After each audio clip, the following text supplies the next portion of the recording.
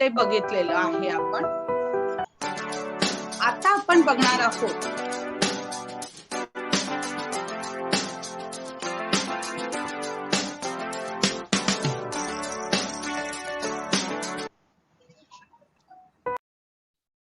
बृहन्मुंबई महानगरपालिका शिक्षण विभाग, श्रीमती रजनी अशोक कदम आणि माझी शाळा तुम्हाला माहितच आहे, दुर्गादेवी शर्मा उच्च प्राथमिक मराठी शाळा एल विभाग. शाळा सुरू आणि आपलं ऑनलाईन शिक्षणही सुरू, म्हणजे जणू काही डबल पर्वणी आपल्याला शिकण्यासाठी मिळते की कुठल्याही परिस्थितीत मार्ग काढायचा आणि आपण पुढे जायचंच, हे आपण इथे शिकत आहोत, प्रत्येक क्षणाला शिकत आहोत. आणि खूप मजा येते, तुम्हाला सगळ्यांना वेगवेगळ्या शिक्षकांना भेटता येत आहे, वेगवेगळ्या प्रकारे आपल्याला शिकता येत आहे. आज आहे दिनांक 28 जानेवारी 2022. जसं मी म्हटलेलं होतं, शेवटचा तास आपला गेल्या वर्षातला भूगोल होता आणि या वर्षातला माझा हा पहिला तास सुद्धा आपण कंटिन्यू करतो आहोत, लोकसंख्या हा विषय घेऊनच. फार जिव्हाळ्याचा विषय आहे आपला हा आणि त्याचा अभ्यास असणं, चौफेर अभ्यास असणं फार गरजेचं आहे. इयत्ता 8वी विषय भूगोल, घटक आहे लोकसंख्या आणि आपण आज विशेषतः लक्ष देणार आहोत मानवी विकास निर्देशांकासाठी. ठीक आहे. आता नेहमीच सगळ्या चांगल्या कामांची सुरुवात चांगल्या गोष्टीने आपण करतो, तसं आजच्या आपल्या पाठाची सुरुवात आपण करणार आहोत सुविचाराने, आणि तो सुद्धा आपल्या लोकसंख्येशी निगडीतच आहे. लोकसंख्या ठेवा नियंत्रित आणि गरजा भागतील सुरळीत. बघा मुलांनो, लोकसंख्या मर्यादित राहिली, नियंत्रित राहिली, सगळ्यांच्या सगळ्या गरजा पुरवल्या जातील. हा सुविचार घेऊन, हा एक विचार घेऊन आपण जर पुढील आयुष्यात मार्गक्रमणा केली तर फक्त आपली प्रगती होत नाही, आपल्या सोयी सुविधा पूर्ण होत नाही, तर त्याचबरोबर आपल्या देशाची देखील प्रगती होते. असा हा सुंदर विचार घेऊन आपण पुढे जाऊया. अध्ययन निष्पत्ती या पाठातून अभ्यासाद्वारे तुम्हाला कळणार आहे लोकसंख्या अभ्यासाचे महत्व.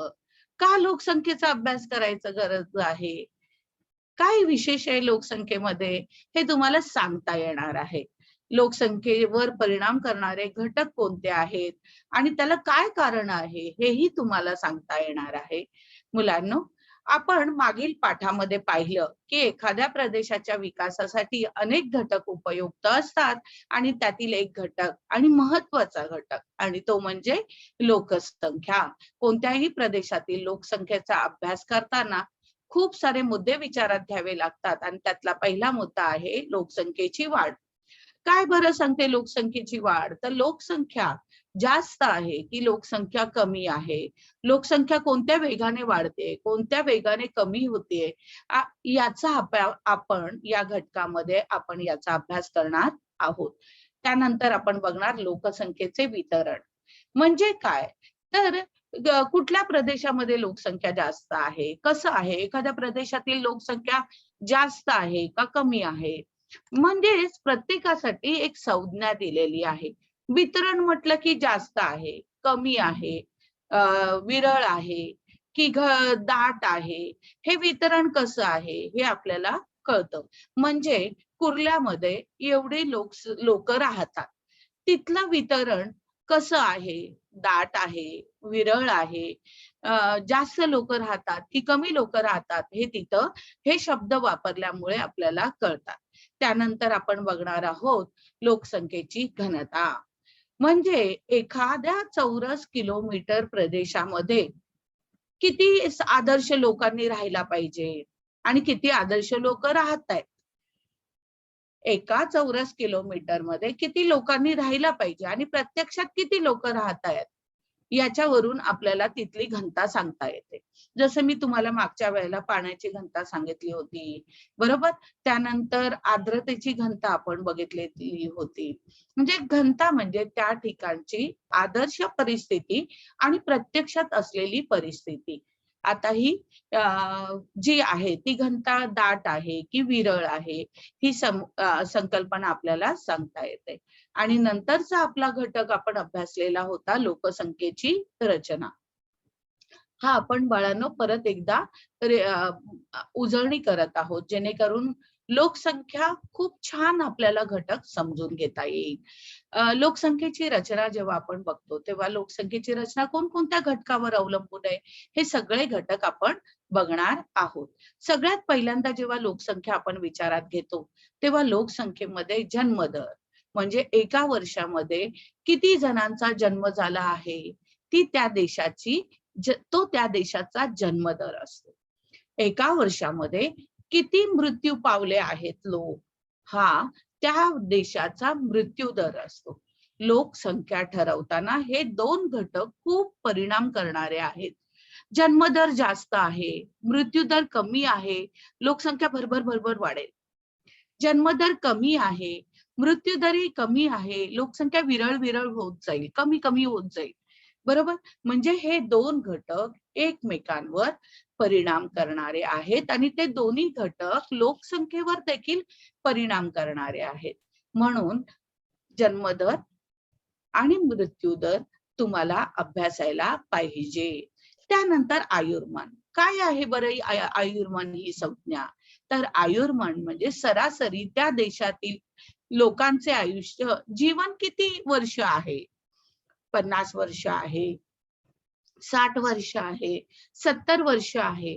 आता बघा सरासरी आयुर्मान आपलं 70 ते 75 वर्ष आहेच आहे. त्यानंतर लोकसंख्येवर परिणाम करणारा अजून एक घटक आहे आणि तो म्हणजे स्थलांतर. काय बरं स्थलांतर म्हणजे? स्थलांतर म्हणजे एका प्रदेशातून दुसऱ्या प्रदेशात जाणे, एका ठिकाणावरून दुसऱ्या ठिकाणी जाणे, हे स्थलांतर खूप साऱ्या गोष्टींनी घडून येतं आणि ते किती प्रकारचं असतं ते पण आपण पुढे बघणार आहोत. पण हे चारही घटक हे लोकसंख्येवर परिणाम करणारे घटक आहेत. या चारही घटकांवरून लोकसंख्येत वाढ होते की लोकसंख्येत घट होते हे आपल्याला ठरवता येतं. मग तुम्हाला विचारलं लोकसंख्येत वाढ आणि परिणाम करणारे घटक कोणते, तर तुम्हाला हे सांगता येईल की जन्मदर. मग जन्मदर म्हणजे काय? तर त्या वर्षभरात जेवढ्या लोकांचा जन्म झालेला आहे तो त्या देशाचा जन्मदर असतो किंवा त्या देशातील वर्षभरातील मृत्यू पावलेली संख्या जी आहे ती त्या देशाचा मृत्यू दर असते. सरासरी त्या देशातील लोक किती जीवनमान जगतात हे त्या आयुर्मान ठरवतं. आणि आयुर्मान कोण कोण ठरवतं ते आपण पुढील स्लाइड मध्ये बघणार आहोत. पण त्याचबरोबर काही कारणामुळे आपण इकडून तिकडे आणि तिकडून इकडे या प्रदेशातून दुसऱ्या प्रदेशात, दुसऱ्या प्रदेशातून या प्रदेशात जातो आणि म्हणूनच म्हटलेलं आहे की स्थलांतर देखील लोकसंख्येवर परिणाम करणारा घटक आहे. या घटकांचा अभ्यास जेव्हा असेल तेव्हा आपल्याला लगेच सांगता येईल बाबा या ठिकाणची लोकसंख्या कमी का आहे. हा, तर त्याला कारण हे आहे. इथला जन्मदर कारण होऊ शकतो, मृत्यूदर कारण होऊ शकतो, आयुर्मान हे कारण होऊ शकतं, स्थलांतर हे कारण होऊ शकतं. आणि मग स्थलांतराला कोणती कोणती कारणं आहेत तेही आपण बघणार आहोत. मुलांनो, आयुर्मान जसं मी तुम्हाला सांगितलं की आयुर्मान म्हणजे काय आहे बरं? तर आयुर्मान म्हणजे आपण बघतो की नवीन नवीन शोध लागतात. हे शोध आपलं जीवन जगणं सुसह्य करतात आणि म्हणूनच काय होतं आपल्याला आपलं जीवन थोडं जास्त जगू शकतो. बरोबर? त्यानंतर साधनांची उपलब्धता. अनेक शोध लागतात. जसं पूर्वीच्या काळी आपल्याला शिकार करून जगावं लागत होतं. नंतर शेतीचा शोध लागला. मग आपण शेतीमध्ये प्रगती केली. आपण ट्रॅक्टर वापरला, वेगवेगळी अवजारं वापरली. ही साधनांची उपलब्धता आपलं आयुष्य अधिक सोपं करायला सुरुवात केली. किंवा पूर्वीच्या काळी आपल्याकडे फक्त हाडांचं असं बुमरॅंग वापरायचो आणि त्यानुसार आपण आपलं सुरक्षितता करायचो. पण नंतर वेगवेगळ्या शस्त्रास्त्रांचा शोध लागला आणि मग त्यामुळे काय झालं आपल्याला आपलं सुरक्षा करणं सोपं गेलं. किंवा पूर्वीच्या काळी शिकार करून माणूस जगत होता, होय की नाही? पण नंतर शेतीचा शोध लागला, उत्पन्न चांगलं यायला लागलं, अन्न धान्य पिकवायला लागलो आपण, म्हणजे साधनांची उपलब्धता चांगली झाली. त्यानंतर पूर्वी पाण्यासाठी आपल्याला खास उपलब्धता नव्हती, किंवा आपल्याला कळलं की अरे झाडं लावली तर पाऊस चांगला पडतो, बरोबर की नाही? म्हणजे पाऊस योग्य रीतीने पडायचं असेल तर त्याच्यासाठी आपल्याला काय करावं लागेल हे आपल्याला कळलं.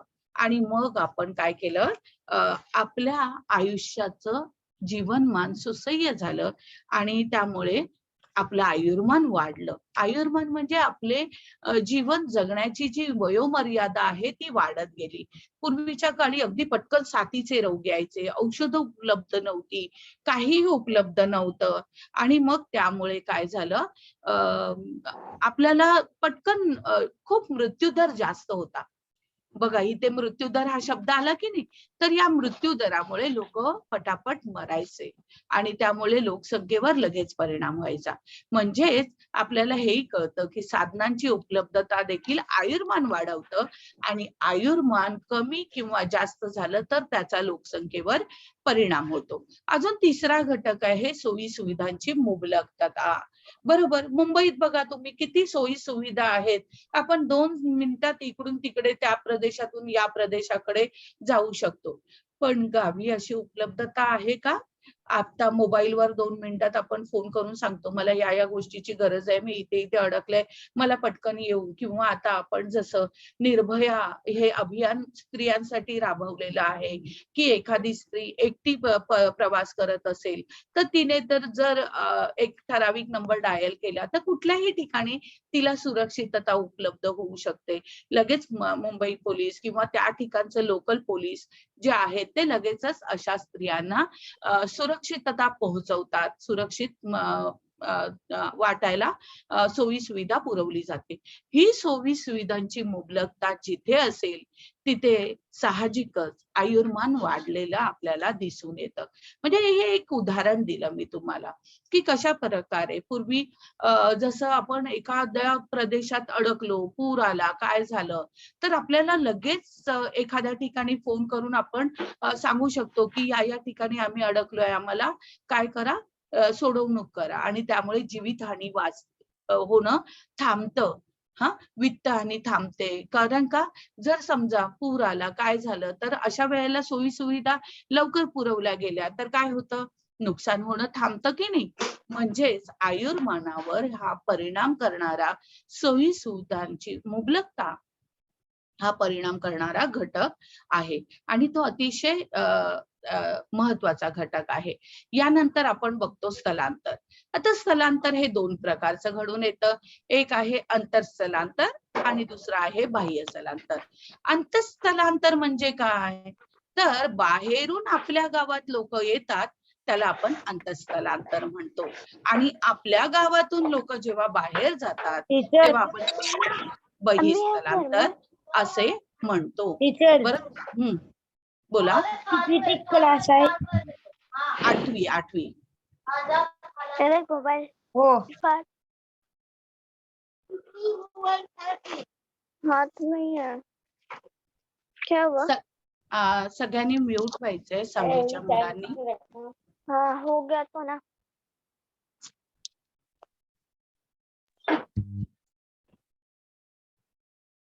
अ, 6वीच्या मुलांना एक विनंती आहे की हा 8वीचा आता भूगोलाचा तास चालू आहे, तर आपण म्यूट राहायचंय आणि मी जेव्हा प्रश्न विचारेन तेव्हा उत्तरं द्यायची आहेत.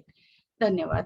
यानंतर आपण बघणार आहोत अंतःस्थलांतर आणि बहिस्थलांतर. तर बहिस्थलांतर म्हणजे काय? तर आपल्या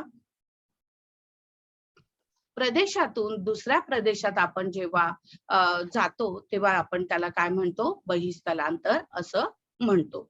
आता हे दोन्ही घटक लोकसंख्येवर परिणाम करणारे आहेत. जसं बाहेरच्या प्रदेशातून तुमच्याकडे मुबलकता आहे, सोयी सुविधा खूप छान आहेत, तर तुमचं अंतःस्थलांतर जास्त होईल, म्हणजे तुमची लोकसंख्या वाढेल. किंवा आपल्याकडे मुबलकता कमी आहे, सोयी सुविधा कमी आहेत, तर आपल्या प्रदेशाकडून दुसऱ्या प्रदेशाकडे लोक स्थलांतर होतात लोकांचं, त्यावेळेला बहिस्थलांतर घडवून येतं. तर अशा प्रकारे आता हे चित्र जे तुम्हाला दिसतंय, हे चित्र काय सांगतंय बरं? तर घनता दाखवतंय. म्हणजे एखाद्या प्रदेशातील लोकसंख्या किती आहे, हे तुम्हाला ओळखू येऊ शकेल.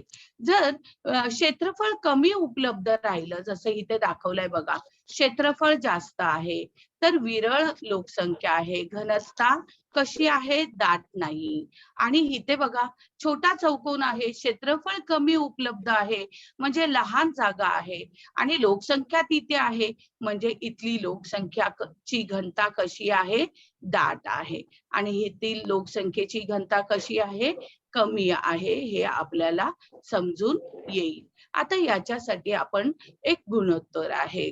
कोणतं आहे? लोकसंख्येची घनता कशी काढायची? तर त्या प्रदेशातील लोकसंख्या भागिले त्या प्रदेशाचे क्षेत्रफळ. पान नंबर 44 वर तुम्हाला एक गणित पण दिलेलं आहे आणि आपण ते बघितलं पण आहे. 19,98,19 ही हे जर लोकसंख्या असेल आणि क्षेत्रफळ असेल 2,40,000 किती 926, यांना भाग दिल्यानंतर तुमची जी लोकसंख्येची घनता येते ते 829.35 ही लोकसंख्येची घनता प्राप्त होईल. म्हणजे प्रत्येक चौरस किलोमीटर मध्ये 829 लोक राहतात. आता त्याचा एकक काय आहे? चौरस किलोमीटर. हे घनता कशामध्ये मोजली जाते? चौरस किलोमीटर मध्ये.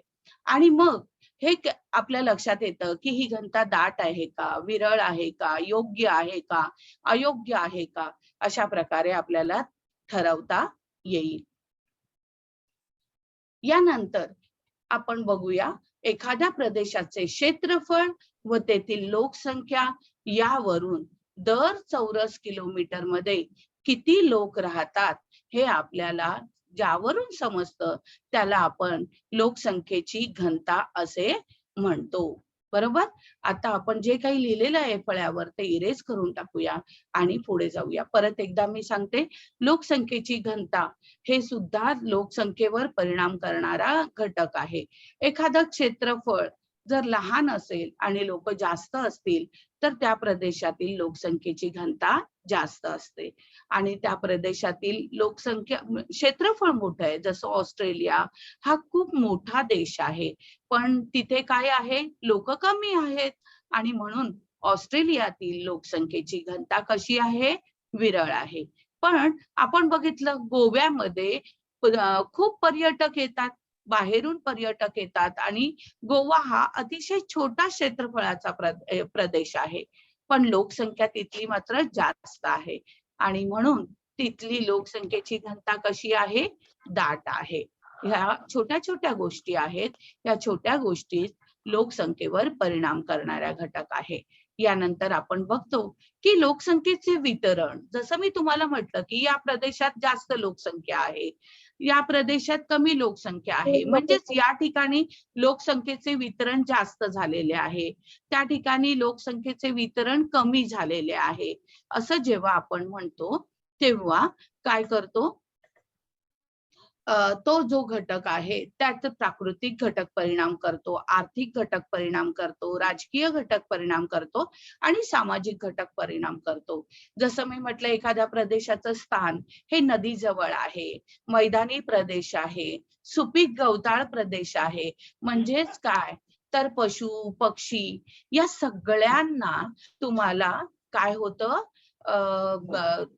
चारा मिळतो, मानवाला अन्नधान्य मिळतं, राहण्याची तिथलं वातावरण, हवामान, तापमान खूप छान असतं, तर अशा ठिकाणी लोकसंख्या वाढलेली दिसून येईल किंवा लोकसंख्या पटापट वाढलेली दिसून येईल, कारण का मानवी जीवन तिथे सुसह्य आहे. पण जर प्राकृतिक रचना त्या ठिकाणी जर डोंगराळ रचना असेल, अतिशय जीवनमान कठीण असेल, पाणी अगदी कमी उपलब्ध असेल, बरोबर, तर अशा ठिकाणी जसं आपण मागील पाठामध्ये म्हटलं होतं की जपानने आपली लोकसंख्या खूप नियंत्रित ठेवलेली आहे आणि त्यासाठी त्यांचं वागणं पण खूप असं शिस्तबद्ध आहे आणि म्हणूनच त्यांची लोकसंख्या डोंगराळ प्रदेशही आहे तो आणि त्यामुळे त्यांची लोकसंख्या कमी आहे.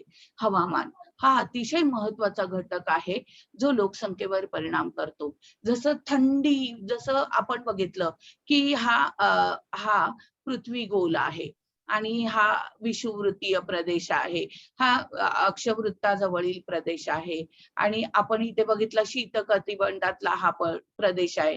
तर इथे काय आहे, शीत कटिबंध आहे आणि शीत कटिबंध म्हणजे थंड, खूप प्रचंड थंडी आहे आणि इथे जर बघितलं तर कसं आहे वातावरण, प्रचंड ऊन आहे, 0 डिग्री असं जर म्हटलं तर त्या ठिकाणी सूर्याचं किरण खूप तापमान जास्त असतं. तर अशा ठिकाणी वाळवंट असेल तर अशा ठिकाणी किंवा अमेझॉन खोरं असेल तर तिथे काय होतं बघा, प्रचंड प्रमाणात विषुववृत्ताजवळ आहे, बरोबर, विषुववृत्ताजवळ तापमान जास्त आहे आणि तापमान जास्त असल्यामुळे बाष्पीभवन पटकन होतं. बाष्पीभवन खूप जास्त झाल्यामुळे काय होतं, पाऊस उभा पडतो आणि भरभर पडतो आणि जास्त पडतो. मग पाऊस जास्त पडल्यामुळे वनस्पती वाढतात. आता वनस्पती वाढल्या तर त्या वनस्पती अशा आकाशापर्यंत जातात. उंच उंच सूचीपर्णी वृक्ष आहेत तिथे, अशी सूचीपर्णी वृक्ष आहेत. मग ती सूचीपर्णी वृक्ष सूर्याची किरणांना खाली पोहोचूच देत नाही. पाऊस तर भरपूर आहे, बरोबर, मग ही जमीन कशी राहते, ओलसर राहते, दलदलीची राहते आणि मग ती मानवाला अशी ओलसर जमीन चालेल का? मग तिथली लोकसंख्या कशी असेल, कमी असेल. म्हणजे ते जे हवामान आहे हे हवामान देखील परिणाम करत असतं.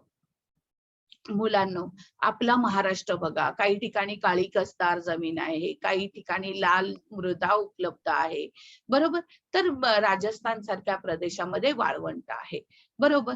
म्हणजे अशा ठिकाणी वाळवंटामध्ये काटेरी वनस्पती असतील, कारण का, तर पाण्याचं बाष्पीभवन होऊ नये म्हणून.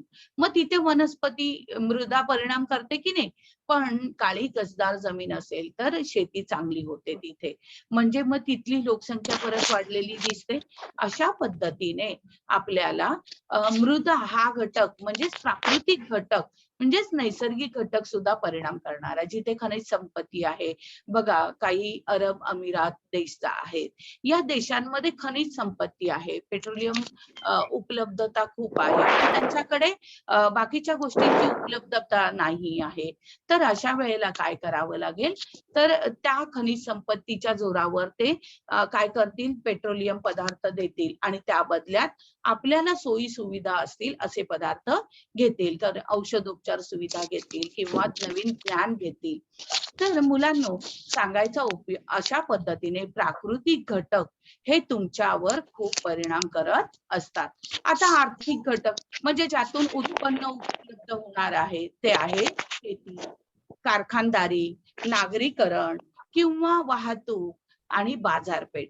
जसं म्हटलं की शेतीमध्ये आपण भारत हा शेतीसाठी जर आपण बघितलं भूमी उपयोजन मध्ये आपण शेतीची जमीन ही वापरलेली नाही, आपण ती राखीव ठेवलेली आहे आणि म्हणूनच काय केलेलं आहे, शेती आपल्याला शेतीचा वापर आपण निवासस्थानासाठी करत नाही, बरोबर, आणि म्हणून आपल्याकडे उत्पन्न योग्य पद्धतीने, जरी आपली लोकसंख्या जास्त असेल तरी आपल्याला उत्पन्न चांगलं घेता येतं.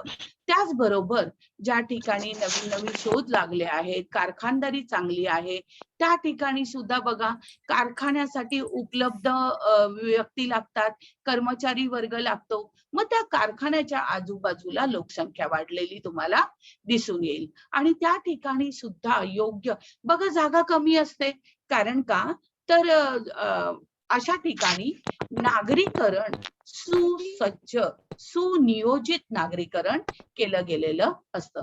या ठिकाणी वाहतुकीची व्यवस्था असते, बस असेल, रिक्षा असेल, विमान असेल, ट्रेन असेल. या वाहतुकीच्या उपलब्धतेमुळे सुद्धा लोक अशा प्रदेशातील लोकसंख्या वाढलेली आपल्याला दिसून येईल. मुलांनो, लोकसंख्या हा वर परिणाम करणारा राजकीय घटक म्हणजे युद्ध. आपण मागच्या वेळेला पाहिलेलं आहे की ज्या ठिकाणी सतत युद्ध होत असतील तर अशा ठिकाणी राहणं कोणीही पसंत करणार नाही. कारण का, जीविताची काही सांगता येत नाही की किती काळ आपण जगू शकू. तर अशा जेव्हा आपण म्हणतो ना की जेव्हा अशा आपल्या राहण्याच्या किंवा जीवनमानाचं जिथे सांगता येत नाही त्यावेळेला त्या ठिकाणी लोकसंख्या कमी दिसून येते. किंवा ज्या ठिकाणी सारखे सारखे ज्या देशामध्ये युद्ध दिसून येतात, सतत युद्धजन्य परिस्थिती ज्या स्थानी दिसून येते, अशा ठिकाणी सुद्धा लोकसंख्या कमी असते. लोकसंख्येवर अतिशय परिणाम करणारा घटक लोकसंख्या जास्त असेल तर त्यानुसार आपल्याला आणखीन काय विचार करावा लागतो की राजकीय आपल्या देशाचा विकास घडवायचा असेल तर आपल्याला धोरण अवलंबावं लागतं. जर आपल्या ठिकाणी आपल्या देशाचा विकास होईल अशी धोरणं आखण्यासाठी ही लोकसंख्या विचारात घ्यावी लागते आणि मग त्यानुसार धोरण आखलं की आपल्याला विकास करणं सोपं जातं.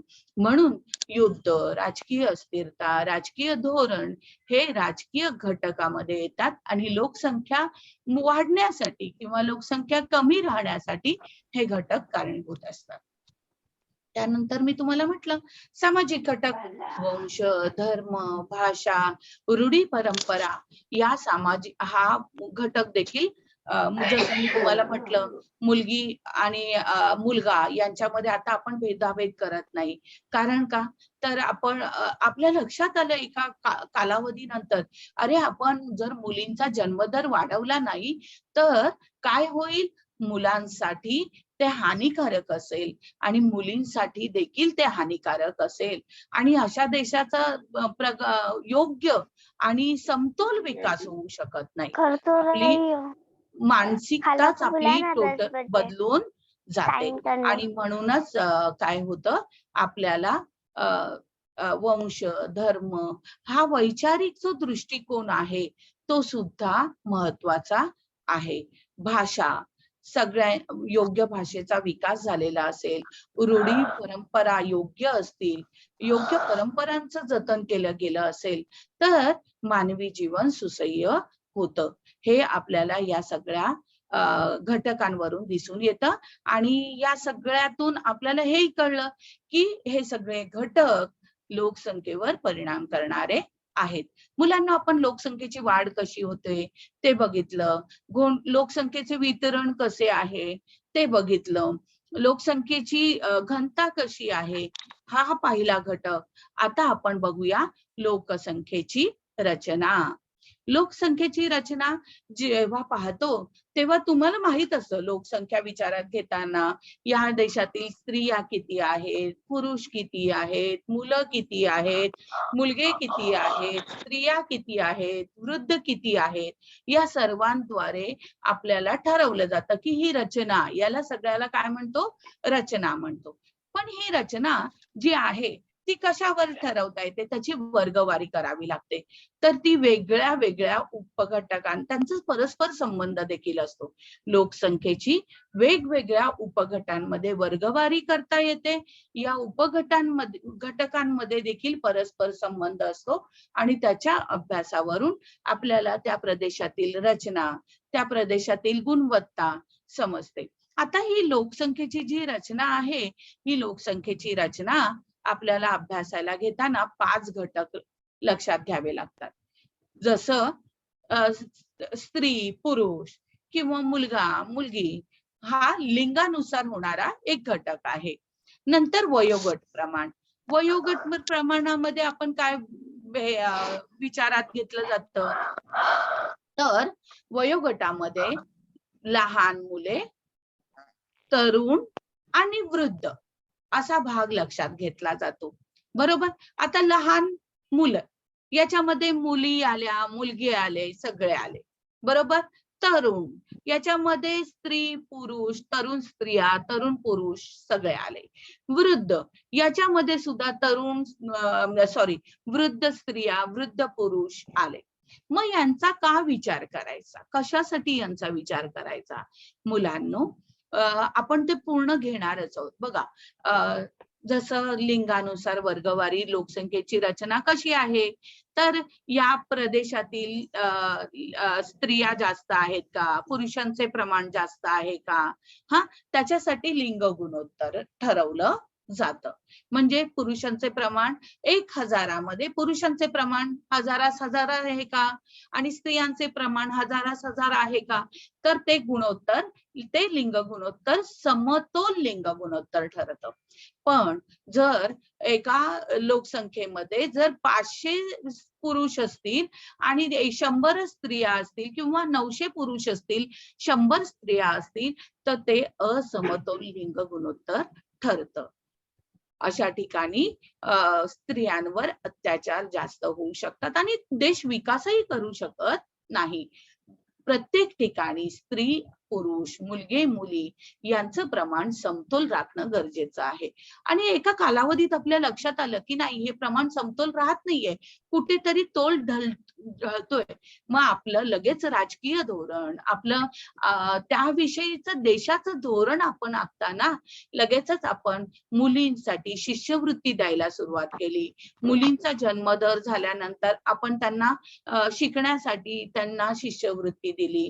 त्यानंतर प्रोत्साहन भत्ता दिला की मुलीचा जन्मदर झाल्यानंतर मुलींसाठी जर तुम्ही तुम्हाला मुली असतील तर तुम्हाला योग्य पद्धतीचं पारितोषिक दिलं गेलं, किंवा शाळांतून आपण अभियान राबवलं की मुलगा मुलगी एक समान. आणि अशा रीतीने आपण मानसिकता तयार केली की तुम्हाला मुलगा जरी असेल किंवा तुम्हाला फक्त मुली जरी असतील, तरी मुलीही आपल्या कुटुंबाचं नाव उज्ज्वल करू शकतात, रोशन करू शकतात. आणि मग तुम्हाला लक्षात आलं की अरे, मग एक मुलगी असली तरी सुद्धा आपण काय करू लागलो, कुटुंब नियोजन करू लागलो, जेणेकरून आपली लोकसंख्या आटोक्यात राहिली, देशाची लोकसंख्या आटोक्यात राहिली. आलं लक्षात? आणि मग नंतर लक्षात, आता आपण लिंग गुणोत्तर बघितलं, आता आपण पाहणार आहोत वयोगट प्रमाण. आता आपण काय बघणार, वयोगट प्रमाण. आता वयोगटाप्रमाणे बघा, लहान मुले, मोठी मुले, लहान मुले, तरुण आणि वृद्ध असं जेव्हा प्रमाण असेल तेव्हा या ठिकाणी आपल्याला काय लक्षात येतं, तर अशा ठिकाणी आपल्याला हे लक्षात येतं की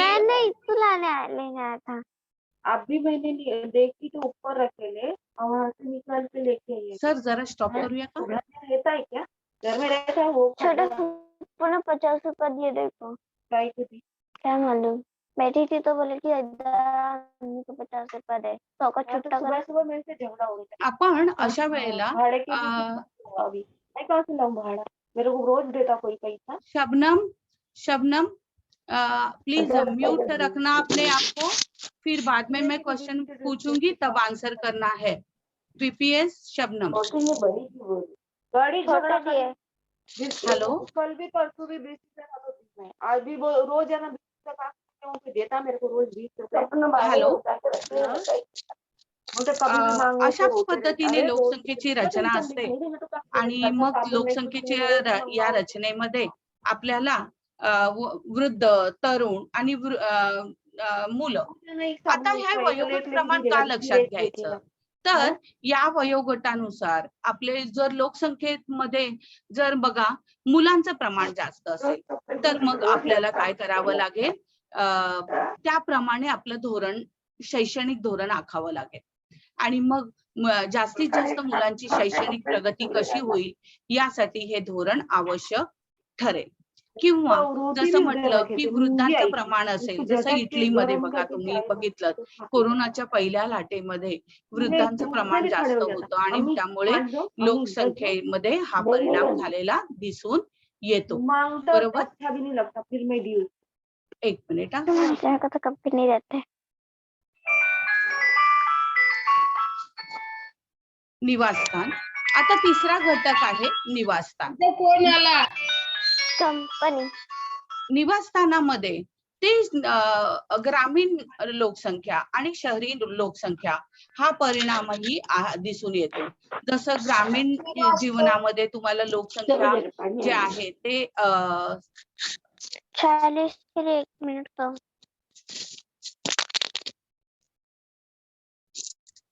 40 को 1 मिनट का.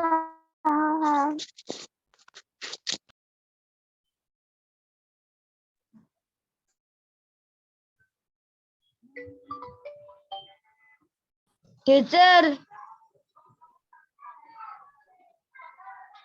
म्यूट राहायचंय बाळा, मग मी तुम्हाला सांगते समजावून. हा, जसं निवासस्थान, शहरी निवासस्थान, हा ग्रामीण निवासस्थान असेल तर त्याचाही लोकसंख्येवर परिणाम दिसून येतो.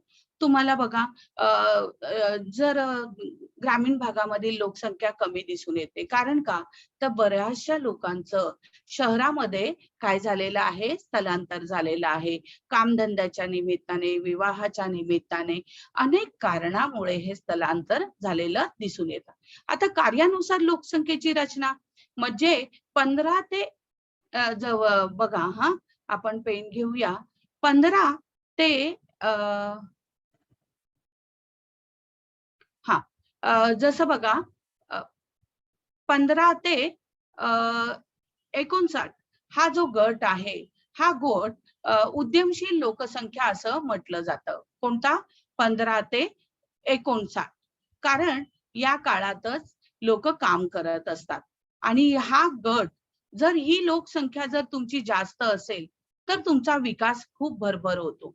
ही लोकसंख्या जर कमी असेल आणि विद्यार्थी आणि वृद्ध यांची जर लोकसंख्या, जर विद्यार्थी आणि वृद्ध यांची लोकसंख्या जर जास्त असेल तर काय होतं, अवलंबन असलेला गट असलेली लोकसंख्या या जास्त असल्यामुळे तुम्हाला तशा प्रकारचं राजकीय धोरण, सामाजिक धोरण, आर्थिक धोरण, शैक्षणिक धोरण ठरवावं लागतं. आणि त्यामुळे मग आपला विकास जो आहे तो थोडासा हळू होतो, भरभर होत नाही. पण ज्या ठिकाणी 15 ते 59 ही लोकसंख्या जास्त असेल तर त्या देशाचा विकास हा जास्त प्रमाणात झालेला तुम्हाला दिसून येतो. कारण या गटाला उद्यमशील गट किंवा कार्यकारी लोकसंख्या असं म्हणतात. आता जर बऱ्याच वेळेला कार्यकारी शिक्षण, व्यवसाय, बदली, पर्यटन, नैसर्गिक आपत्ती इत्यादी कारणामुळे सुद्धा लोकसंख्या स्थलांतर होतं, बरोबर. आणि त्यामुळे हे लोकसंख्येचं पुनर्वितरणही होतं. मुलांनो, लोकसंख्येवर परिणाम करणारा आणखीन एक घटक म्हणजे साक्षरता. साक्षरता म्हणजे काय बरं?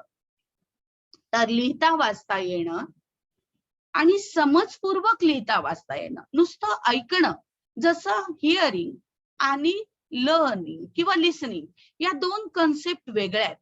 हिअरिंग मध्ये फक्त ऐकणं होतं आणि लिसनिंग मध्ये तुमचं समजपूर्वक ऐकणं होतं. ऐकल्यानंतर तुम्हाला अवगत झालेलं असतं, आकलन झालेलं असतं.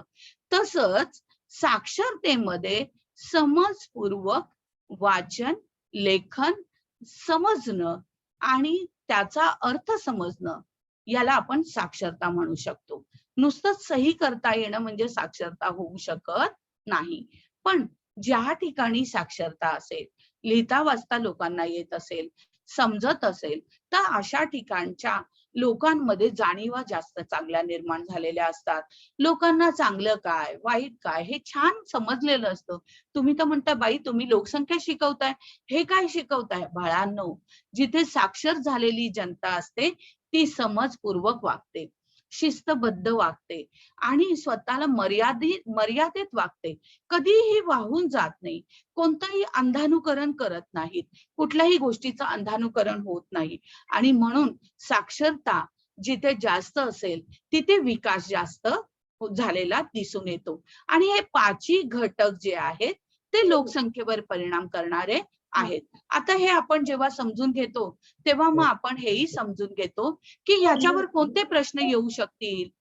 तर बघा, कार्यकारी लोकसंख्या गट महत्वाचा का असतो?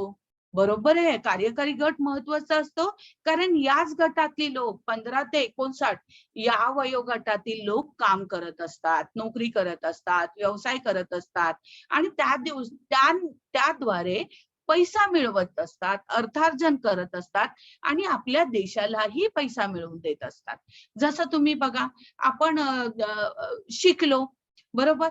आणि मग आपण ना त्या गोष्टींमध्ये ना आपण जो कुशलता प्राप्त करतो. जसं मी आता शिक्षण घेतलं आहे, साक्षर झाले आहे, बरोबर? आणि मग मला कळतं, की अरे समजपूर्वक तुम्हाला कसं शिकवायचं, बरोबर? मग माझ्यामध्ये ते कौशल्य जर आलं असेल, तर मग तुम्हाला ते पटकन समजतं, बरोबर? म्हणजेच काय, तर साक्षरतेमुळे किंवा ह्यामुळे कुशलता निर्माण होते आणि व्यक्ती शिकल्यामुळे 15 ते 59 या वयातल्या लोक नोकरी आणि व्यवसाय चांगल्या पद्धतीने अर्थार्जन करतात, हा, आणि पैसा मिळवतात आणि तो पैसा आपल्या देशाला चलन मिळवून देतो. चलन मिळवून देतो म्हणजेच काय होतं, तर पैसा मिळवून देतो आणि त्याचं आपल्या देशाचा विकास होण्यासाठी मदत होते. म्हणजेच ही भूमिका, हे लोक जे आहेत, जे 15 ते 59 या वयोगटातले आहेत, ते लोक काम करून आपल्या देशाचा विकास करण्यात महत्वपूर्ण भूमिका बजावतात. आणि ज्या देशाची कार्यकारी गटाची लोकसंख्या जास्त आहे, तर त्या देशाचा विकास जलद होईल की नाही? कारण का, तर त्या देशाचा पैसा हा ते पैसे मिळवून देत आहेत. तर विद्यार्थी किंवा जे वृद्ध आहेत त्यांच्यावर आपण तसं धोरण आखून त्यांच्यावर पैसा खर्च करून सुद्धा आपलं काय करू शकतो, तो पैसा तिथे खर्च होत नाहीये, बरोबर? कारण ती समतोलपणा आहे. अवलंबून असणारा गट आणि 15 ते 59 हा कार्यकारी किंवा उद्यमशील गट हा समतोल असेल, तर काय होतं, तुमच्या देशाचा विकास भरभर होतो आणि म्हणून कार्यकारी गट हा महत्वाचा असतो. मग अशा प्रकारे जेव्हा तुम्ही प्रश्नांची उत्तरं लिहिता, तेव्हा तुम्हाला तो घटक छान समजला आहे हे कळतं. आपण फळ्यावरचं पुसून टाकलं की मग पुढच्या दुसरं कारण तुमच्या पुस्तकामध्ये आहे बघा, वयोगट रचनेचा अभ्यास का आवश्यक आहे. जसं मी आता तुम्हाला सांगितलं, वयोगट रचनेचा अभ्यास, लहान विद्यार्थी संख्या जर जास्त असेल तर आपण तसं शैक्षणिक धोरण तयार करू आणि आपल्या देशाचा विकास जास्त कसा होईल कालांतराने ते बघू, बरोबर की नाही? किंवा जर 15 ते 59 मधली लोकसंख्या जास्त असेल, तर मग त्या दृष्टीने आपली राजकीय, शैक्षणिक आणि सामाजिक धोरणं असतील आणि मग त्यावरून आपल्या देशाचा आर्थिक, सामाजिक, शैक्षणिक विकास घडून येईल. आणि म्हणून किती बालक आहेत, किती युवक आहेत, किती प्रौढ आहेत, किती कार्यक्षम लोक आहेत, किती अकार्यक्षम लोक आहेत. आपण कोणाला म्हटलंय कार्यक्षम लोक? 15 ते 59 या वयोगटातील लोकांना. आणि जी बालकं आहेत आणि जे वृद्ध आहेत, जे कार्य करत नाहीयेत, पण त्यांच्या अनुभवाचा फायदा देशाची धोरणं ठरवताना आहे. आणि म्हणून हे जे वृद्ध लोकसंख्या जी आहे, ती पण तेवढीच आपल्याला महत्वपूर्ण आहे, कारण त्यांच्या अनुभवाचा फायदा आपल्याला होतो आणि म्हणून वयोगट रचनेचा अभ्यास फार आवश्यक आहे. तिसरं, तुम्हाला साक्षरतेचा विकासाशी थेट संबंध असो असं का म्हटलेलं आहे बरं? तर ज्या देशात साक्षरतेचं प्रमाण जास्त चांगलं असेल, तिथल्या जाणीवा प्रगल्भ झालेल्या असतील, लोक शिस्तबद्ध वागतील, देशाचा आर्थिक, शैक्षणिक, सामाजिक, सांस्कृतिक विकास अधिक प्रमाणात होतो. लोकांना एक मिनिट, लोकांना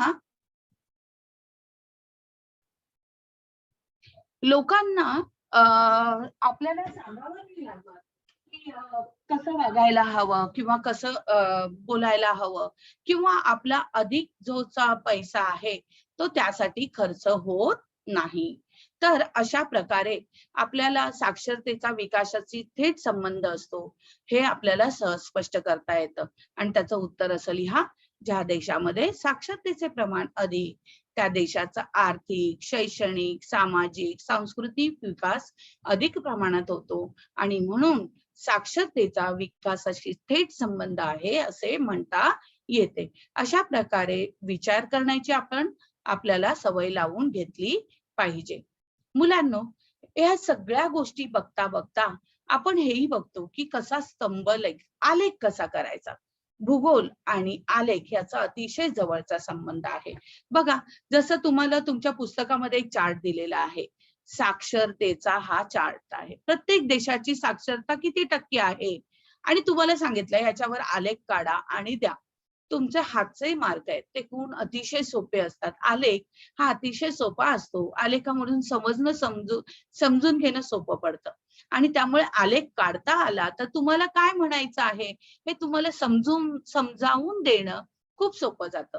मग आलेख कसा काढायचा, तर सगळ्यात पहिल्यांदा बघा, पाया आणि अक्ष हे दोन अक्ष असतात. एक आहे एक्स अक्ष आणि दुसरा आहे वाय अक्ष. या आता ह्याते आपल्याला साक्षरता दाखवायची आहे. मग साक्षरता आपण एक्स अक्षावर दाखवणार आणि त्या देशांमधली साक्षरता आपण वाय अक्षावर दाखवणार. बघा, आता इथे मी सगळे देश इथे दाखवलेले आहेत आणि ते अशा प्रकारे काही ठराविक अंतरावर आपण देश करून घेतले. आता साक्षरता किती प्रमाणात आहे, तर त्याचं जे प्रमाण आहे ते आपण इथे दाखवलेलं आहे की आपण प्रत्येक सेंटीमीटर, 1 सेंटीमीटर बरोबर आपण एवढं घेतलेलं आहे. 2 सेंटीमीटर बरोबर आपण 20 घेतलेलं, 3 सेंटीमीटर बरोबर 30, 40, 50, 60 असं आपण आलेखाचं प्रमाण घेतलेलं आहे आणि ते प्रमाण आपल्याला वरती दाखवायचं आहे. आता सगळ्यात जास्तीत जास्त आपल्याला किती आहे, 100 पर्यंतची लोकसंख्या आहे ती आपल्याला इथे दिसून येते आहे. मग आपण बघितलं की अर्जेंटिना. आता अर्जेंटिनाची किती आहे, 98.8, म्हणजे 100 आणि 90च्या मध्ये आहे आणि 90च्या जवळ आहे. बरोबर, इथे दिसत आहे. या प्रकारे आपण तिथे दाखवलेलं आहे. तर अशा प्रकारे आपण ब्राझील, भारत, चीन, बांगलादेश, पाकिस्तान, इराण, अफगाणिस्तान यांच्या त्या एक्स अक्षावर त्यानुसार आपण इथे त्यांचं प्रमाण दाखवून आपण काय करू शकतो, ह्या प्रकारे माहिती समजावून द्यायला आपल्याला सोपं पडतं. आता याच्यानंतर आपण बघणार आहोत, काय बघणार आहोत, लोक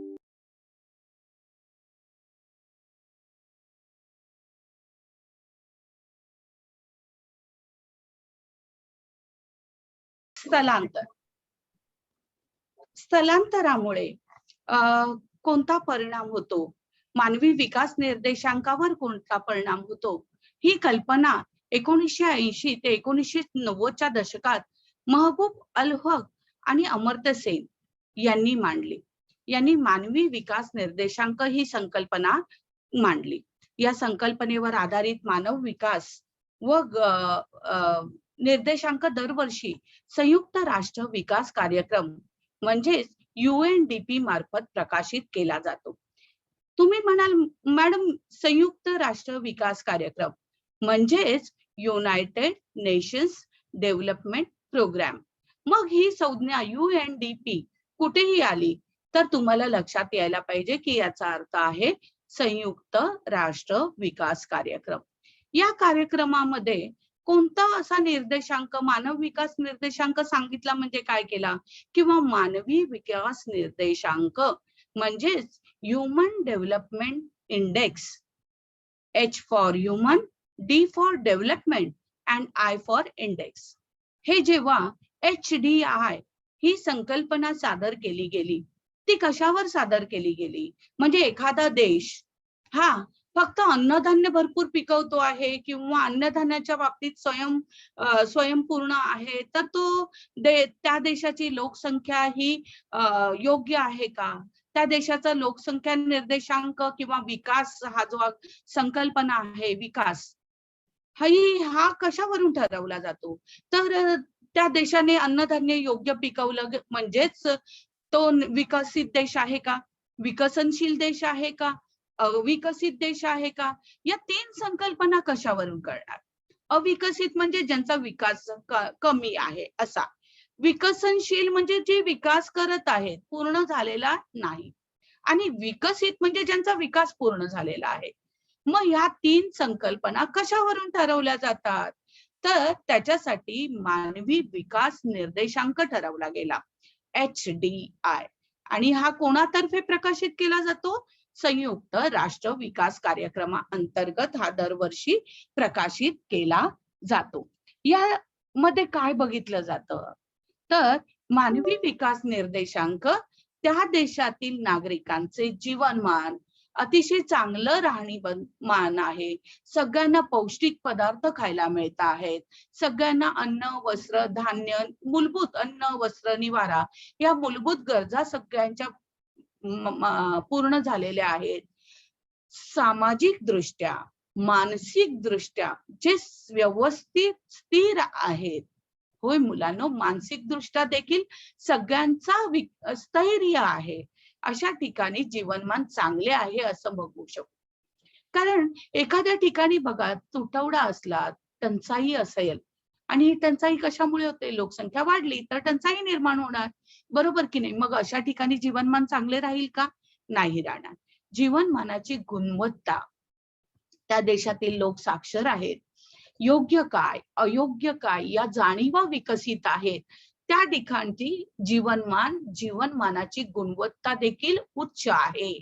आणि मग मिळणाऱ्या ज्या संधी आहेत, जसं आता माझा विकास व्यवस्थित झाला आहे आणि पुढे नोकरीची संधी असेल तर लगेच मी तू घे, हे जे मिळणाऱ्या ज्या संधी आहेत, या संधी सुद्धा आपल्याला समप्रमाणात सगळ्यांना देण्याची जाणीव असणं देखील गरजेचं आहे, तेव्हा जीवनमानाची गुणवत्ता चांगली आहे असं म्हणता येईल. किंवा कुठल्याही जातीचा, धर्माचा, वंशाचा, कुठल्याही देशाचा असो, त्या व्यक्तीला जीवन जगण्यास योग्य अशा सर्व संधी उपलब्ध होतील. मग ती स्त्री असू दे अगर पुरुष असू दे, सगळ्यांना शिक्षणाच्या समान संधी मिळतील, तेव्हा आपोआपच सगळ्यांचं सामाजिक कल्याण घडून येईल, लोकांना समाधानाने राहणे अतिशय चांगल्या प्रकारे जमेल. आणि या सगळ्या घटकांचा समावेश मानवी विकास निर्देशांकामध्ये होतो. हे घटक जेव्हा सगळे परिपूर्ण होतात तेव्हा तुम्हाला असं ठरवलं जातं की तुमचा विकास झालेला आहे. आणि ही संकल्पना, तुमचा देश विकसित आहे की विकसनशील आहे की अविकसित आहे, हे सगळं या घटकांवरून ठरतं. आणि म्हणूनच आपण काय म्हटलेलं आहे, अमर्त्य सेन यांना नोबेल पारितोषिकही यासाठी मिळालेलं आहे. आणि यासाठी या दोन्ही उच्च अशा महान व्यक्तींचे आपण आभार मानले पाहिजे. यानंतर आपण पुढे जाणार आहोत.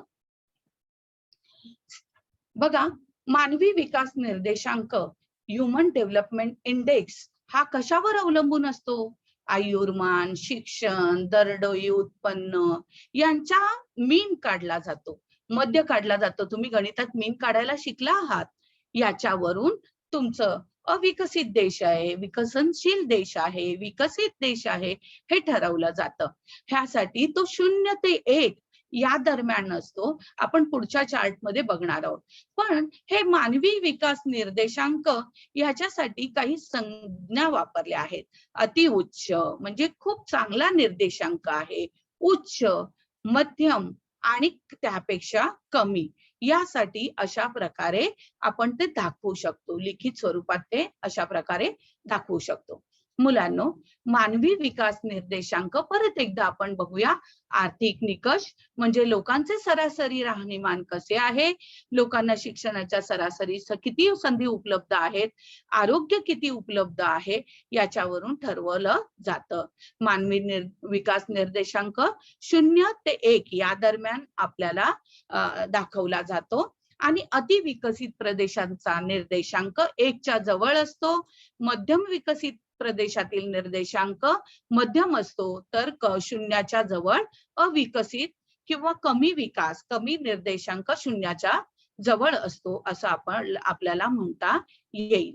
मुलांनो, जर तुम्ही बघा लोकसंख्या जास्त असेल, कमी असेल तर काय फायदे होतात, कोणते तोटे होतात? बघा, कमी लोकसंख्या असेल तर लोकांना दरडोई भूक्षेत्र जास्त उपलब्ध होईल. अन्नधान्य जास्त उपलब्ध होईल, साधन संपत्ती जास्त उपलब्ध होईल, मानसी उत्पन्न काढण्यासाठी माणसं सशक्त राहतील, कारण त्यांचं सगळ्या सुविधा गरजा भागवल्या जात आहेत. सगळ्यांना समान पायाभूत सुविधा मिळतील. अनुत्पादक उपभोक्त्यांचे प्रमाण कसे असेल ते आपल्याला सांगता येतं. सगळ्यांसाठी नियोजन करणं सोपं जातं. रोजगारांच्या सगळ्यांना समान संधी मिळतात. छान नागरीकरण होतं. वाटेल तशी वाढ होत नाही, वाटेल तशा वस्त्यांचं वाढत नाही, तर नियोजित नगरं वसवली जातात. आरोग्यांच्या सगळ्यांना समान संधी मिळतात, शिक्षणाच्या समान संधी मिळतात आणि सामाजिक परिस्थिती अतिशय चांगली राहते. आणि म्हणून कमी लोकसंख्या असेल तिथे या सर्व घटक आपल्याला चांगल्या आणि चांगल्या उच्च प्रमाणात मिळतात. तर जास्त लोकसंख्या असेल तिथे ते कमी प्रमाणात मिळू शकेल. इथे तुम्ही जास्त आणि कमी अशा प्रकारे तो चार्ट भरून दाखवायचा आहे. मुलांनो, याच्यावर प्रश्न विचारला जातो की मानवी विकास निर्देशांकामुळे मानवाची खरी प्रगती कळते. अगदी बरोबर. आता आपण बघितलं की नाही, त्यामुळे तो निर्देशांक जर 1च्या जवळ जाणारा असेल तर आपल्याला कळतं की इथलं जीवनमान चांगलं आहे, गुणवत्ता चांगली आहे आणि काय आहे, संधी चांगल्या आहेत, स्वातंत्र्य चांगलं मिळतंय सगळ्यांना, सामाजिक कल्याण सगळ्यांचं झालेलं आहे, लोक समाधानी आहेत. हे सगळं आपल्याला फक्त याच्यावरून कळून येतं. आणि म्हणून असं म्हटलं जातं की मानवी निर्देशांकामुळे नागरिकांची खरी प्रगती आपल्याला कळते. मुलांनो, आता आपण बघितलं, हा तुमचा आपला महाराष्ट्राचा नकाशा आहे. पटकन अनम्यूट उत्तर होऊन द्यायचं आहे की यामध्ये काय दाखवलेलं आहे. कोण सांगेल? आपण वाचन करूया जरासे. कोणी सांगेल? हा, सांगायचं पटापट अनम्यूट होऊन. तुम्हाला सरांनी अनम्यूट केलेलं आहे. ज्यांना केलेलं आहे माईक उघडून बघा. हा, बोल बोल बाळा. याच्यात आपल्याला लोकसंख्येची घनता दाखवली आहे. बरोबर. लोकसंख्येची घनतेचं एकक काय दिलेलं आहे? प्रति चौकीने 2011 आहे. बरोबर. आणि गडद रंग आहे तो जास्त दाट लोकसंख्या दाखवत आहे, घनता दाखवत आहे. त्याच्यापेक्षा कमी गडद आहे तो घनता कमी दाखवत आहे. अशा प्रकारे इथे लोकसंख्येची घनता कशी असेल ते इथे पाहायला मिळतं. आणि याच्यानंतर जनगणना 2011 नुसार लोकसंख्येची जनगणना इथे घेतलेली आहे आणि त्यामुळे पालघर आणि ठाणे हे एकाच रंगात म्हणजे जास्त घनतेचे प्रदेश दाखवलेले आहेत. आता आपण पुढे जाऊया. मला सांगा, सर्वात अधिक लोकसंख्येची घनता असलेले जिल्हे कोणते आहेत? टीचर पालघर आणि ठाणे आणि कोल्हापूर. बघा, आता पुढचा, लोकसंख्येची घनता मध्यम असलेल्या 2 जिल्ह्यांची नावं सांगा. टीचर मुंबई. बरोबर. आणखीन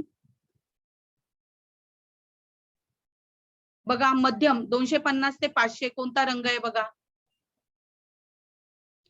मध्यम घनतेचे जास्तीत जास्त प्रदेश तुम्हाला बघायला. टीचर जालना, परभणी, नांदेड. बरोबर.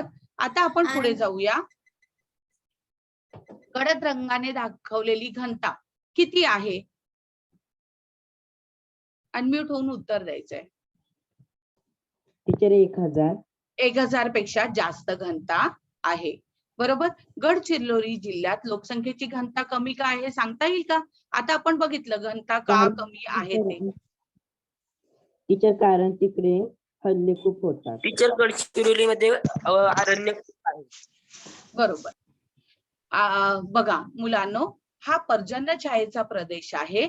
पाऊस कमी पडतो आहे, उपलब्ध सोयी सुविधा कमी आहेत आणि म्हणून तिथली घनता कशी आहे? कमी आहे. स्थान, हवामान हे सगळे परिणाम करणारे घटक आहेत तिथे आणि म्हणून गडचिरोलीतील लोकसंख्येची घनता जी आहे ती कमी दिसून येते.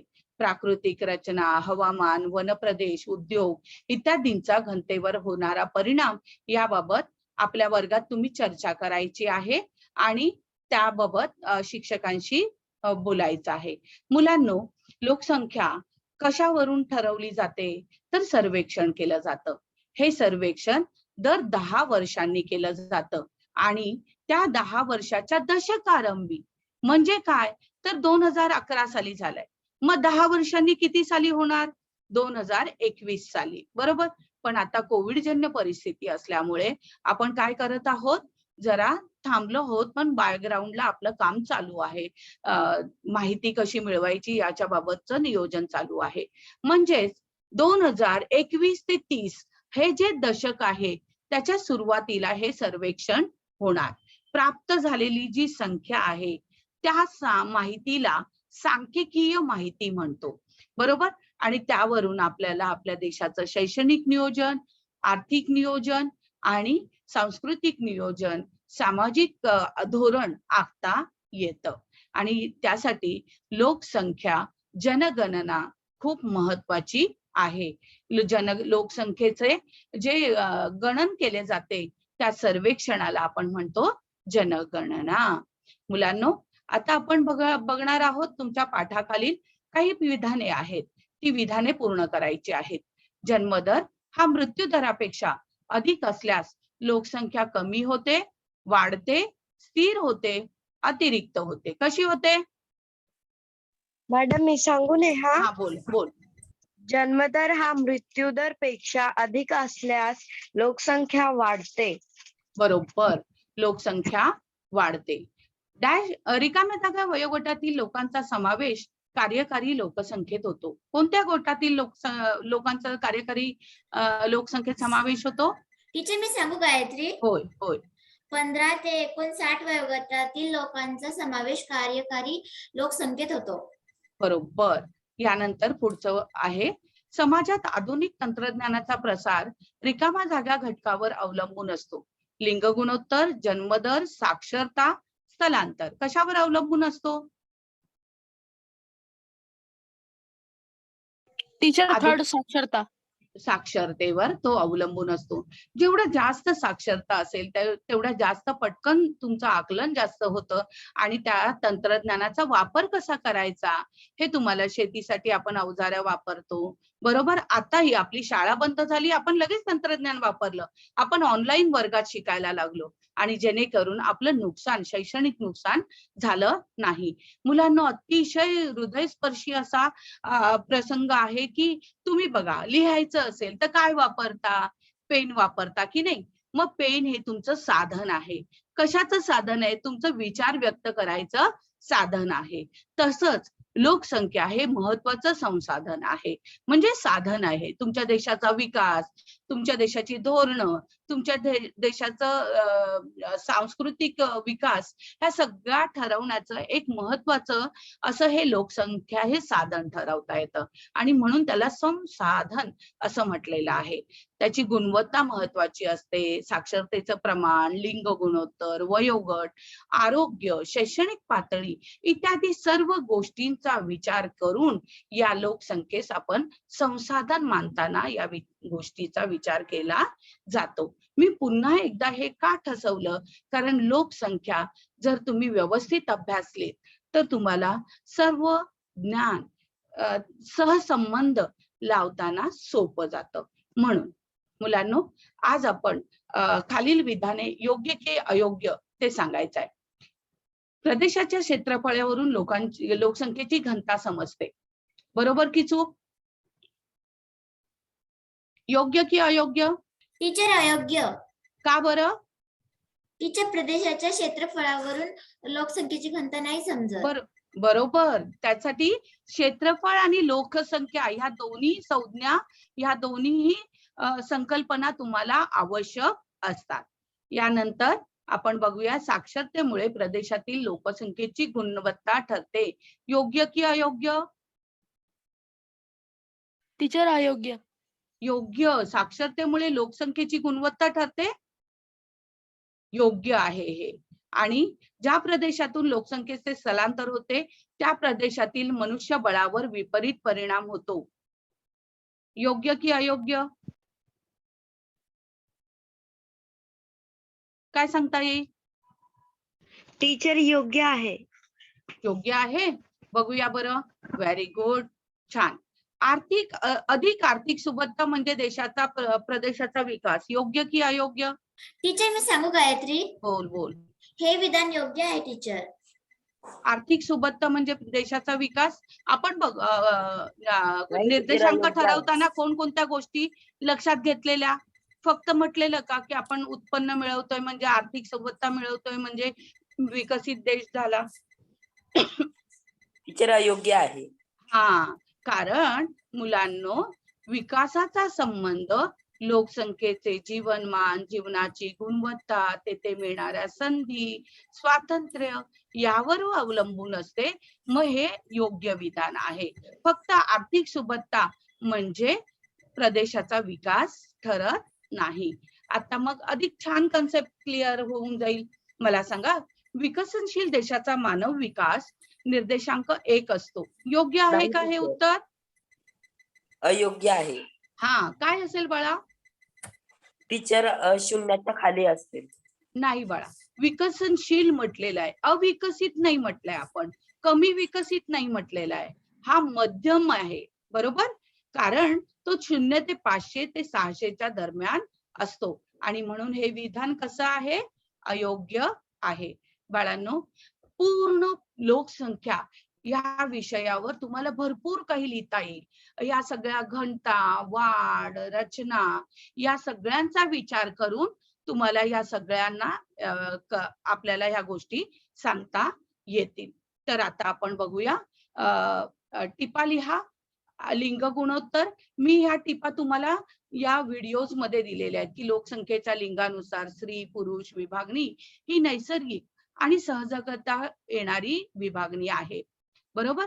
तर या विभागणीमध्ये दोन्ही घटक सर्वसाधारण समप्रमाण असतात आणि लोकसंख्येचे संतुलन दर्शवतात आणि म्हणून स्त्री पुरुष अभ्यास प्रमाण हे लोकसंख्येच्या अभ्यासात महत्वाचे आहे आणि ते लिंग गुणोत्तर अशा प्रकारे दाखवले जाते. मग टिपामध्ये या सगळ्या घटकांचा तुम्ही व्यवस्थित उल्लेख करायचा आहे.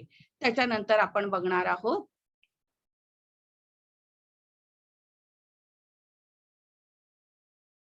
वयोगट रचना. एखाद्या प्रदेशातील उपघटक जेव्हा वयोगटानुसार विचारात घेतले जातात तेव्हा त्यास लोकसंख्येची वयोगट रचना असे मानले जाते. या रचनेचा उपयोग भविष्यातील गतिमानता समजण्यासाठी होते. कार्यरत गट, अवलंबित गट ह्या प्रमाण सुद्धा आपण लक्षात घेता येतो आणि अजून तुम्हाला हवं तसं तुम्ही त्याच्यामध्ये ऍड करू शकता. फक्त थोडक्यात मी तुम्हाला इथे टिपा लिहा हा प्रकार कसा लिहायचा याच्यासाठी समजावून सांगितलं. साक्षरता म्हणजे काही लोक साक्षर असतात, लिहिता वाचता येतं, त्यांना आपण साक्षर म्हणतो. वेगवेगळ्या देशात या वेगवेगळ्या संकल्पना त्याच्याबद्दलची असू शकते आणि साक्षरतेचं शेकडा प्रमाण या देशातील गुणवत्तेवर परिणाम करणारा आहे, प्रकाश टाकणारा आहे. मुलांनो, आजचा गृहपाठ आहे तुम्हाला मी मागेही दिलेलं होतं, आताही तुम्ही जास्तीत जास्त या चित्रावर स्वतःच लोकसंख्येच्या विषयी, लोकसंख्या वाढ पूर्वीही होती, मग नंतर कमी आपण नियोजन केलं, धोरण आखलं, कमी झालं, तरी सुद्धा आता लोकसंख्या का वाढत आहे याच्याबद्दल तुम्ही आजच्या पाठात नीट लक्षपूर्वक ऐकलं तर तुम्हाला ही लोकसंख्या वाढ का झाली असेल हे विस्तृतपणे लिहिता येईल. लोकसंख्या वाढ हा पाठ तुम्हाला आवडला असेल असे समजते आणि खूप छान पैकी नीट परत एकदा हा व्हिडिओ बघा आणि आपल्या राहिलेल्या छोट्या छोट्या कन्सेप्ट आहेत त्या समजून घ्या आणि छानपैकी आपल्या देशाचे उत्तम नागरिक बना. ह्याच्यावर खूप काही बोलता येईल, खूप काही संकल्पना आहेत त्या समजावून सांगता येतील. धन्यवाद मुलांनो, तुम्ही शांतपणे ऐकून घेतलं. जवळजवळ 15 ते 20-25 मिनिटं जास्त झालेली आहेत, तरीही शांतपणे ऐकून घेतलं त्याबद्दल धन्यवाद.